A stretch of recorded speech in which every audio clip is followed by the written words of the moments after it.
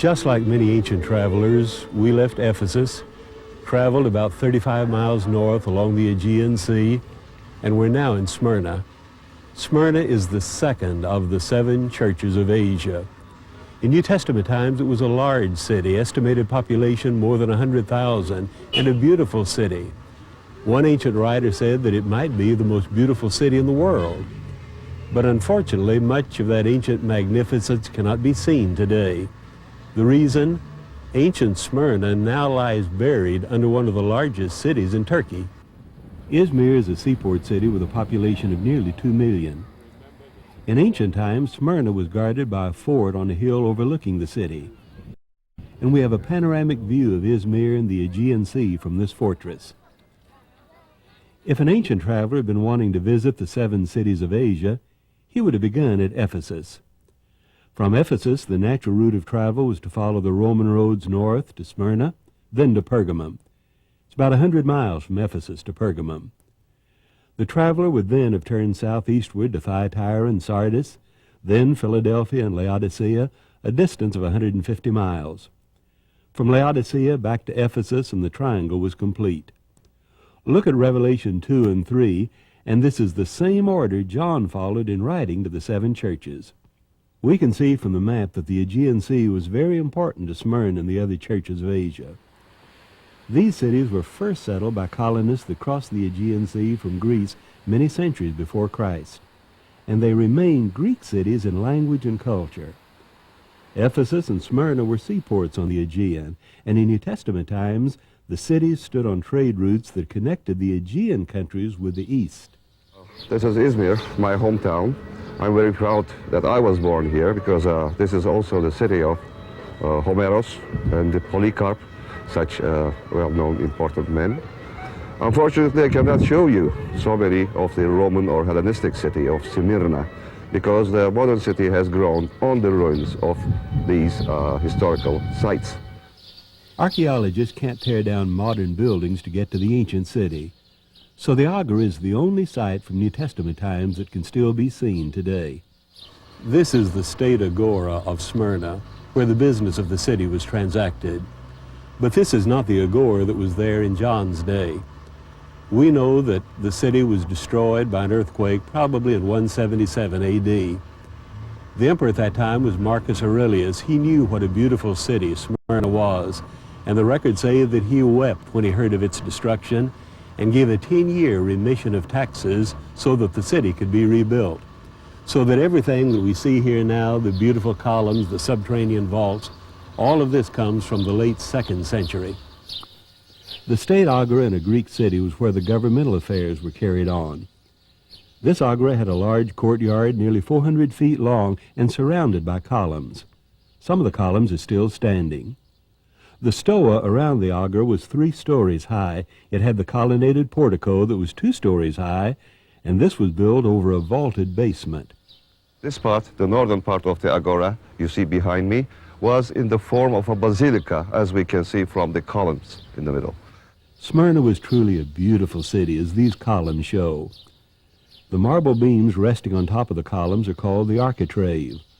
All the public buildings had beautiful carvings, as we can see from the marble fragments scattered around the site. It's not surprising that the Emperor Marcus Aurelius called Smyrna the glory of Asia. Altogether, it's one of the biggest agoras that we have now preserved in the country. Here's a column lying on the ground that is interesting because the fluting was never finished. The stonemasons cut the fluting after the columns were standing, and this one must have fallen before it was finished, but it shows how the masons did their work. There was a large basement under much of the agora, and the basement rooms had vaulted ceilings. The Romans knew how to build arches, and these arches supported the weight of the tall columns of the agora above them. After 2,000 years of earthquakes, the vaulted ceilings are still intact, and we can see the skill of the stonemasons even in these underground rooms. Except for this state agora, all the other public buildings of Smyrna lie buried under the modern city. We know that Smyrna had many temples to the Greek gods. The largest was a temple of Zeus that overlooked the Aegean Sea. Smyrna also had a large stadium and a theater that seated 20,000 people. And the city had a statue of its most illustrious son, the poet Homer, who was born here about 800 B.C. But with a modern city covering these ancient buildings, we don't even know where they were. When the Lord wrote to the church here, he warned them that they faced tribulations, and one of these was emperor worship. About 60 years before Revelation was written, the Romans decided to choose one city in Asia to be the temple keeper where the emperor would be worshipped. 11 cities competed for the honor, but Smyrna was chosen and built the first temple for the emperor in Asia. Ancient coins have pictures of this temple, and one that was built to Hadrian later. Ian, we know that all the 7 churches faced the danger of persecution, and the letter to Smyrna talks about tribulation. One of the most famous martyrdoms in early church history happened right here. Tell us about it.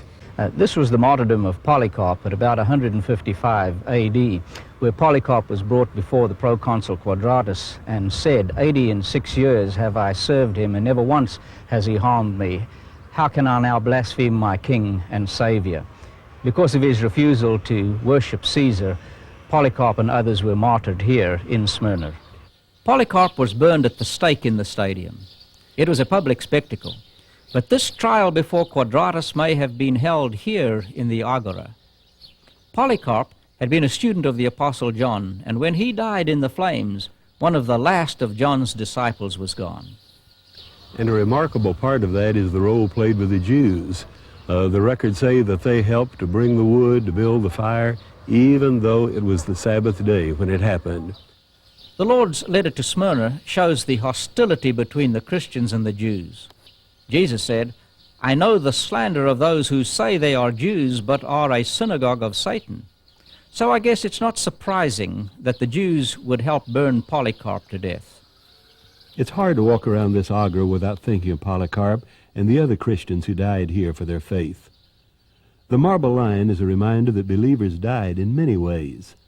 Sometimes they were thrown into the arena to fight the wild beasts. The Christians that faced these dangers needed strength and encouragement, and they found it in the Lord's letter. It's the shortest of the 7 letters, and it has only praise and comfort, no rebukes. The letter to Smyrna is the second letter of Jesus to the 7 churches of Asia.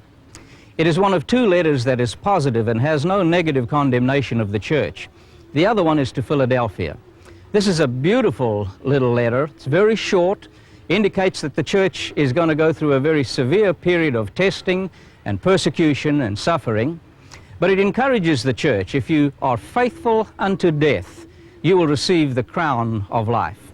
What this means, if you're willing to die for Jesus, you will live and reign with Jesus. The message from Smyrna is that faithfulness to Jesus is more powerful than even the reality of suffering and death. Our victory is guaranteed by the resurrection of Jesus and our faithfulness to him, even in the face of death. There is another message.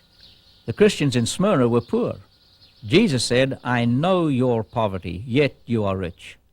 Whenever the church is poor in spirit, as Jesus said in one of the Beatitudes, when it knows its need for God, then it is rich, just like Smyrna.